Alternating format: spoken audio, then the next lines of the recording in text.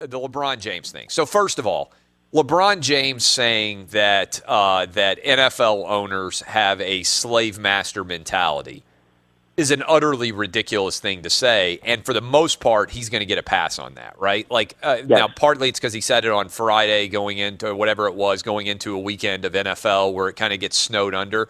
But that's an utterly ridiculous thing to say that should be condemned by anybody with a functional brain. Correct. I think you said on that shop show, which, Yes. of course, remember, he invented barbershop talk. Yeah. No one's ever right. done that before. And so, he can't believe that anybody else would But copy something. that's what's so troubling about this to me is they watched. It's not like he said it off the cuff, right? Like on an interview where he gets a question and like he's just kind of Right. stumbling around. And look, you and I Right. talk for a living. At some point in time, we've all said stuff that's stupid on the air because you talk for 3 hours every day, and everybody out there who does it's sitting down for Christmas dinner. People are going to say stupid stuff because sometimes people just say stupid stuff. But that was taped. They went back and they watched all the edited footage, and they're like, no. We want to make sure. We think this was such a good comment by LeBron. We want to make sure that this goes on our show. That, to me, is even more of an indictment of what he said.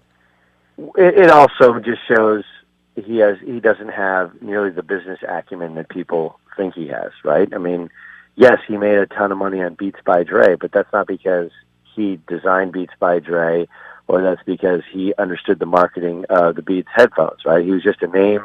If somebody said, "Hey, do you want to throw in some money on this thing?" and he said, "Absolutely, yeah, I'm in." Dr. Dre, sure, cool, I'm in, right? So somehow that becomes a business acumen that he invested in a company. I think it makes him look like a clown. It just does. And for a guy who, people will say, well, he's so bright, he has such great wherewithal. All right, so either he doesn't understand, and he's not nearly as bright as people think.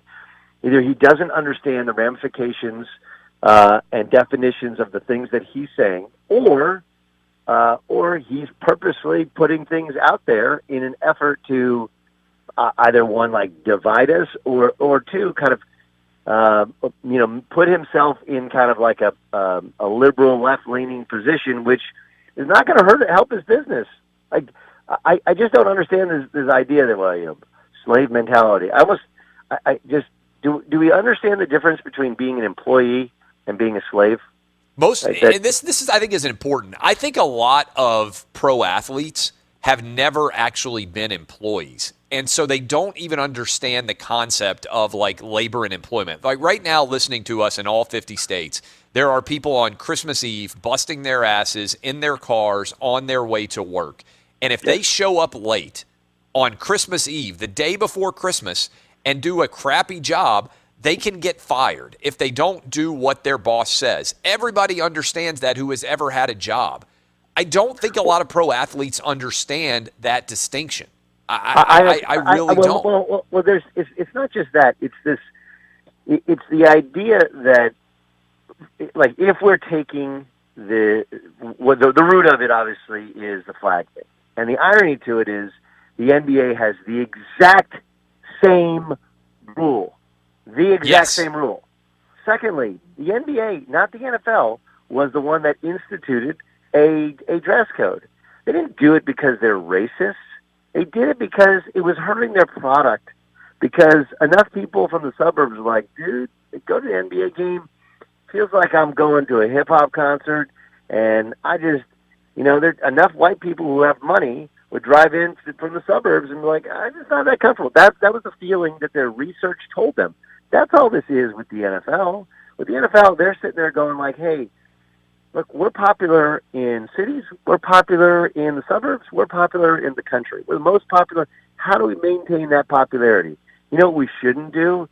We shouldn't have a political demonstration during the playing of the national anthem. That's what their research tells them.